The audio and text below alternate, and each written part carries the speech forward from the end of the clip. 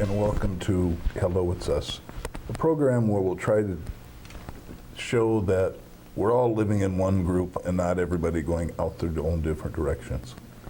Tonight, in part 3 of our shows about epilepsy, we have returning guests from the first 2 shows, my co-host Keith Ruff. God, I can't remember anybody today. And we're going to start off talking about this year's Epilepsy Walk with the University of Iowa, sponsored by. Yes.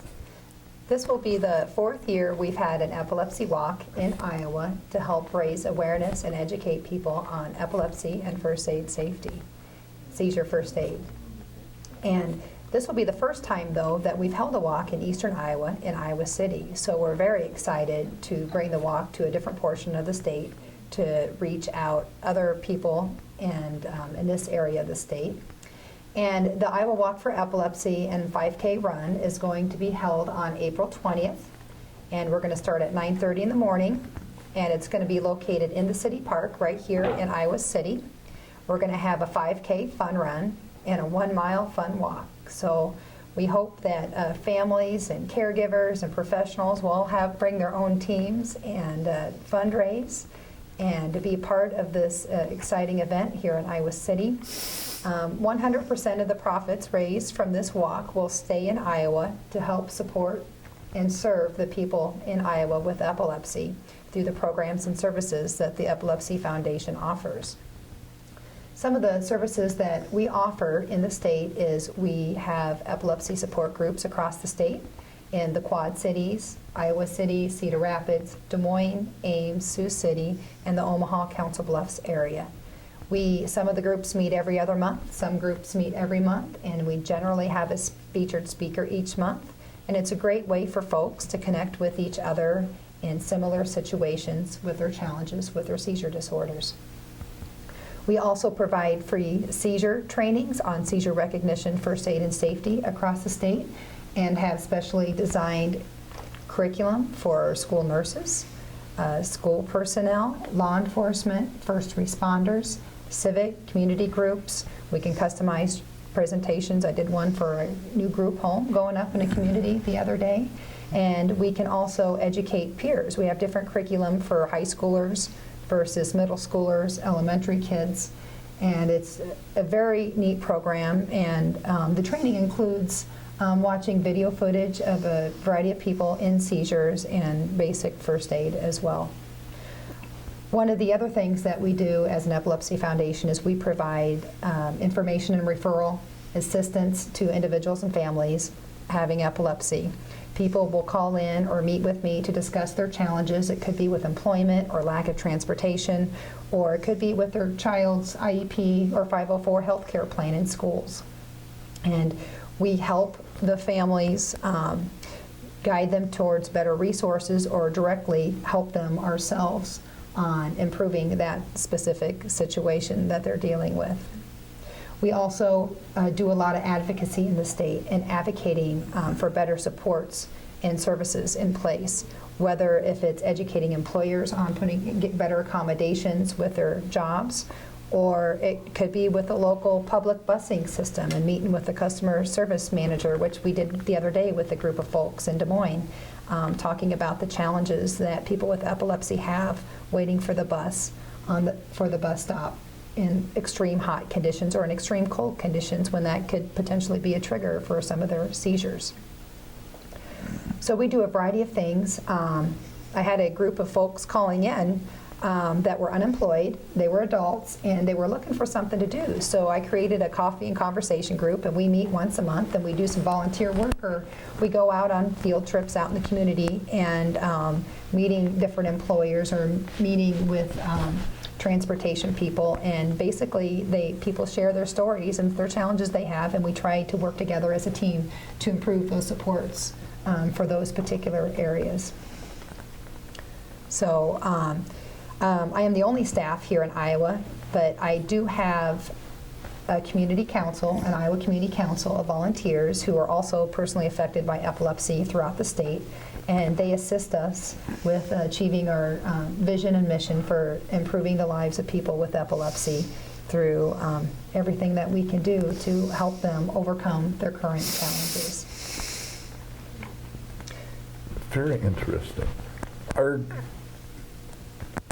any of the groups broken up by like age, so that there's a group for younger kids and folks and Like a teen and for group? older? Or Yeah, Something like that's that. a very good point. So that's another identified need I've had of people calling in, and our state currently does not have a youth epilepsy program, but that is on my list to start this spring. And I've identified a group of teens and also identified a group of young adults. So we're going to be having our first Epilepsy Youth Planning Council session this spring, probably in May. I've applied for 2 grants, so I'm hoping 1 or 2 of those grants will come through. I envision doing a fun bowling pizza party probably in June this summer, get them together, bringing in a doctor to visit with them and their challenges and provide that the guidance to them.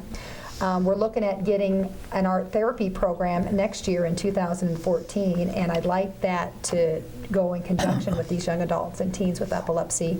Art therapy is an excellent way for people with epilepsy or any other disabilities to express their emotions through art. So we are looking at those different programs. In the Omaha and Council Bluffs area, they do have 2 support groups. They have an adult support group and a separate pediatric support group.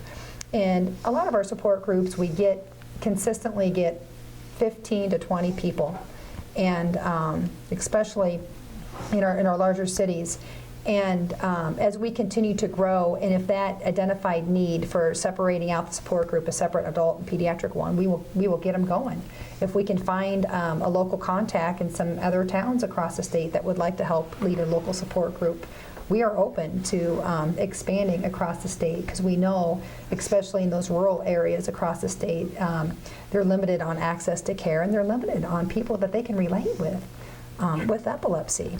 I know I live in rural Iowa, and my daughter got diagnosed with epilepsy in 2006. And which it was just a shock to us. Here we had a kid born normal and met her milestones, and at 2 years and 4 months of age, she had her first drop seizure. And we thought she just passed out from the heat. We thought the heat got to her. And come to find out, through routine EEG scan, said that she had abnormal brainwave activity all the time on her brain, and her MRI showed abnormal white matter lesions throughout the entire right half of her brain. And that completely shocked us. And we lived in rural Iowa, and we didn't know what to do. We didn't know anybody else with epilepsy. And so hence that began our search for searching out other people, other resources. And with her condition, it eventually led to a rare clinical diagnosis of Rasmussen's encephalitis, which led to her having a major brain surgery, a right hemispherectomy. And through the PATH report, identified another cortical dysplasia, another issue. But long story short, with her complex case, is she's been seizure-free for 4 years. She walks with a limp. She wears a leg brace. She has one hand that works, but she is by far so much better with complete seizure freedom than she ever was before, being on multiple seizure medications and just being zoned out all the time with numerous breakthrough seizures every day and every night. I think that's interesting with support groups for whatever disability it was. When I broke my neck in 1971, and in the hospital we had a little bit of that. And well, it was nice to be in a meeting with kind of a wide range of not necessarily ages so much as people who had many years of experience, that you could pick their brains to try to find stuff out, or what may happen and what may not, and da-da-da-da-da. That kind of gets old real quick, and if there's too big an age group, you know, it is kind of like talking to your grandpa all the time and listening to glory days, and you just need to relate to people new.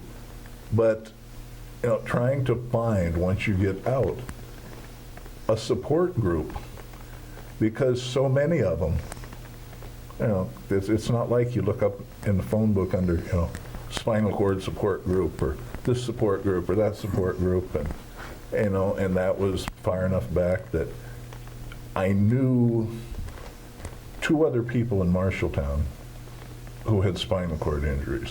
One was a kid a couple years younger who I'd gone to school with and known the whole time he'd had his, and another was a gal who I had my accident in April of '71, and she had a diving accident in June of '71, and we were in the same rehab center together.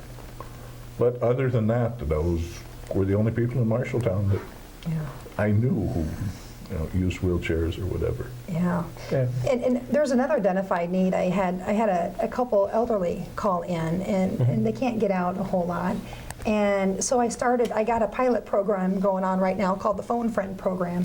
So I lined up two elderly ladies, and they're calling each other every couple of weeks, and they have kind of similar journey. And so we're trying that out to see if that's something we want to expand upon later on this year. So, but yeah, the age group is critically important.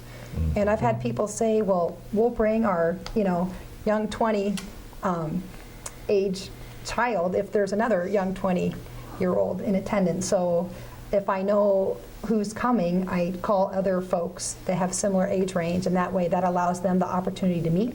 It allows them the opportunity to exchange their own information if they choose to do so, and so to build up that local network as well. We have our community council members. I have a local community council member lined up in each of my support groups, and so that people can have a local contact as well for local resources, local help, in addition to as an extension of the Epilepsy Foundation.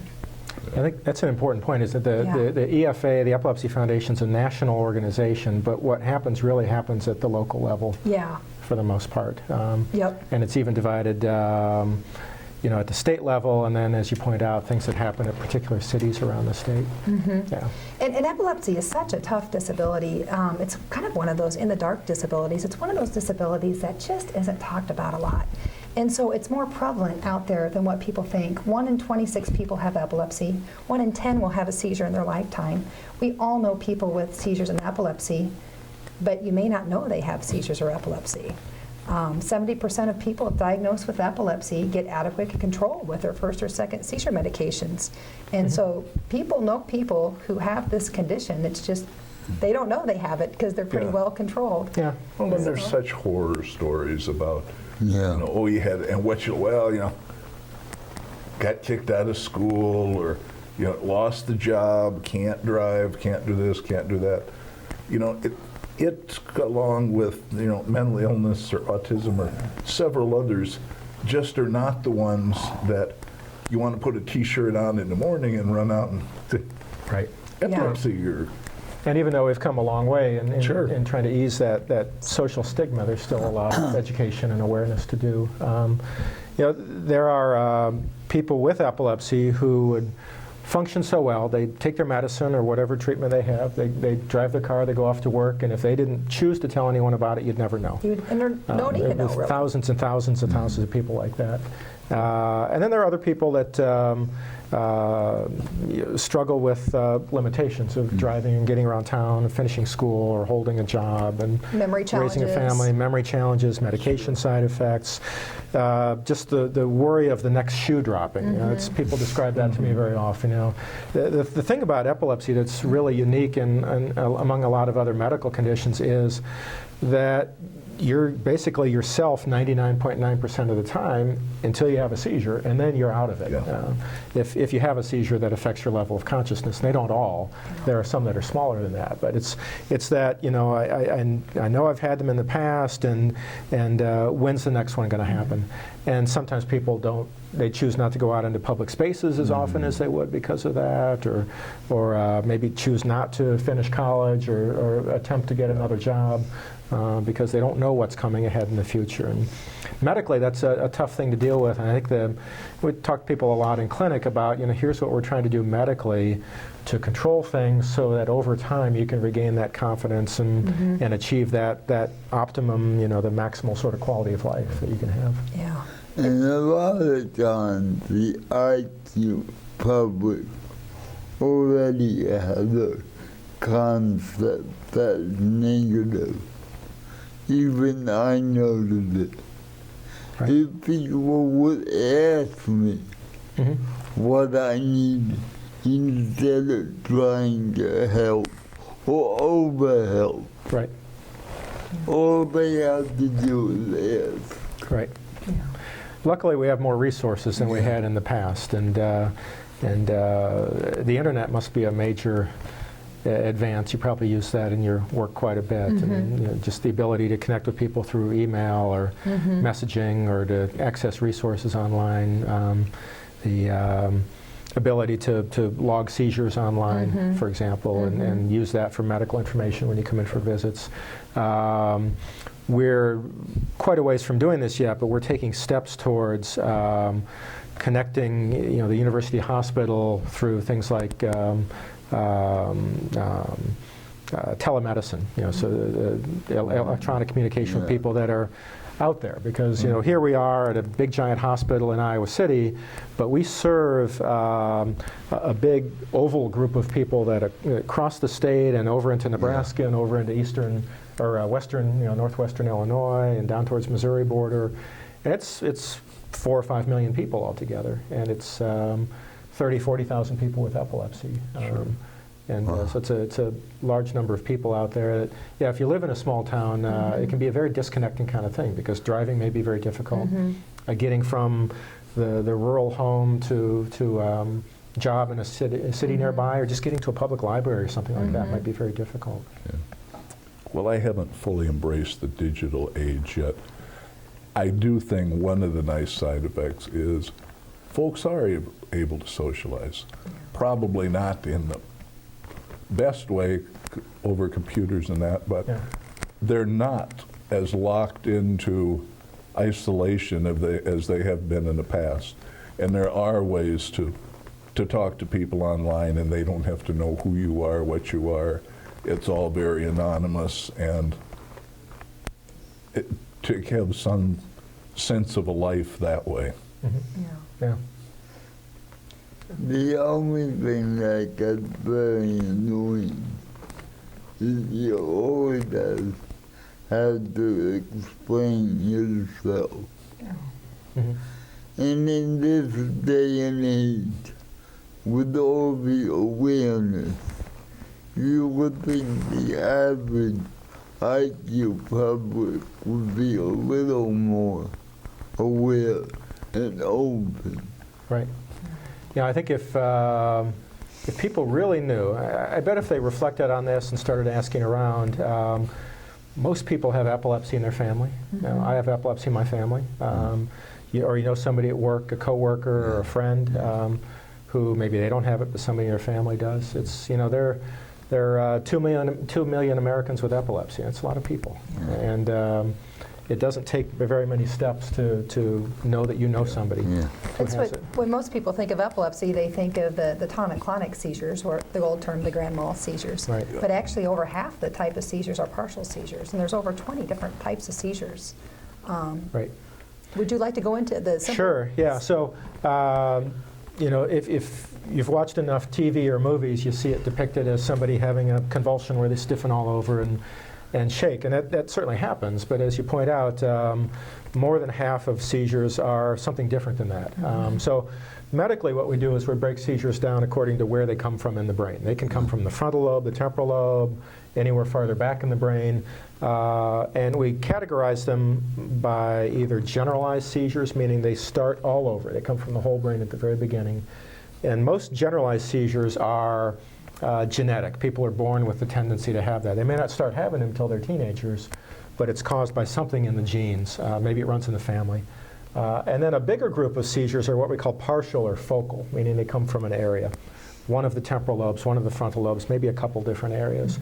And we break those down into simple partial seizures. Simple partial, the simple part means that the person has the seizure, they have a feeling, whatever it is, a movement or a sensation, but they stay fully awake. They're alert, they're awake, they have memory, they can think. So that's a simple partial seizure. And they can talk right through the seizure. And they can talk. So most people don't think they're in a seizure. And you may not know it if they don't tell you what they're having, because sometimes it's an internal feeling, like a vision or a sensation up one of the arms. And then there's a type that's a little bit, so you can think of that as coming from a real small part of the brain. Yeah, and that simple partial just often gets unnoticed. I know in the case of our daughter, she was having a tonic seizures and complex partial seizures for over 2 years.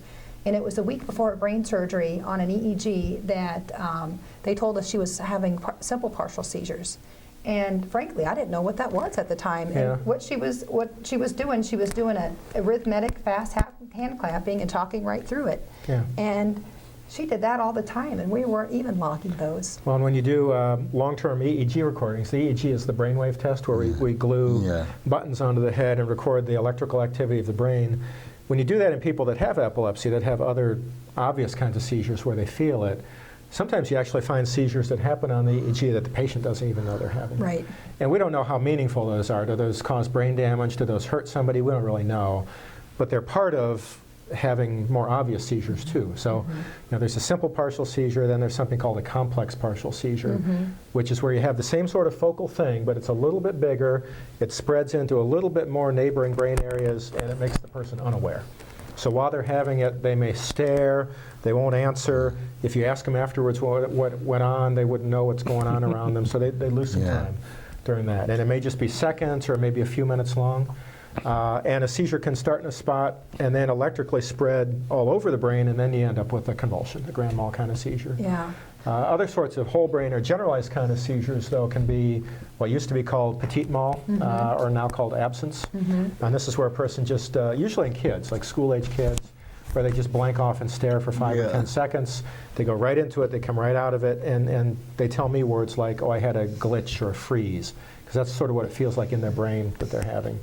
That's probably not dangerous. You're not going to fall down. You're not going to get injured with that. But if you're crossing a street when that happens, or driving a car, you shouldn't be driving a car having that kind of seizure. People can have hundreds of those a day, and they often get confused with daydreaming or inattention, or even misdiagnosed with ADD in classroom. They're often brought to medical attention, not by the family necessarily, but by the school teacher, because they're with the kid all day long, seeing that they space off, and oh, this is a little bit more than common daydreaming. You know, we're all allowed to look out the window every once in a while, but it happens so much the teachers often pick it up. There's the grand mal convulsion. There's a sort of seizure called myoclonic. Myo means muscle, and clonic means jerk. So it's literally one of these really rapid muscle jerks. Kind of like the normal thing people get when you're drifting off to sleep and you may get a jerk. But some people with epilepsy have that when they're wide awake, maybe getting dressed, eating breakfast first thing in the morning. There's a sort of seizure commonly called drop attack. It's medically called an atonic seizure. Tone, tonic for tone, A meaning loss of, so loss of muscle tone, where they can just very suddenly collapse. That sort of seizure often goes along with developmental delay, and it can be a very injury-producing kind of seizure. As you imagine, if you're on your feet and then bam, you go down, people often break their noses or end up with cuts on the chin or forehead from this and have to wear helmets for protection. It's a very tricky kind of seizure to treat, too. It often doesn't respond to medicine very well. Yeah, I know our daughter had to wear one of those ugly helmets for her drop attacks as well, but we had to do it in order to keep her safe and to protect her head from further injury. Right. Back to the complex partial seizures, Dr. Granner, they just often get misdiagnosed out in the community. Somebody could be walking aimlessly or wandering around, and if you think about it, if somebody leaves their apartment, walks down the street to the grocery store, and they go into a complex partial seizure, a bystander might think that they could be drunk or they could be high on drugs. And law enforcement may be called, and if they don't have a medical ID bracelet on, they may not know they're in a seizure. And the thing about a complex partial seizure that I think it's very important for people in the public to understand is if you force somebody to sit down or do something or to move when they're in that state, it's natural for them to just, a lot of times they can potentially get aggressive and push back. But they do not know what they're doing. Their consciousness is impaired, and clearly their brain isn't processing correctly. And that's why it's so important for people to know how to identify seizures and what to do. So if you see somebody in a complex partial seizure, you want to gently guide them. You don't want to force them down. You want to remain calm. You want to time the seizure to make sure it doesn't go too long.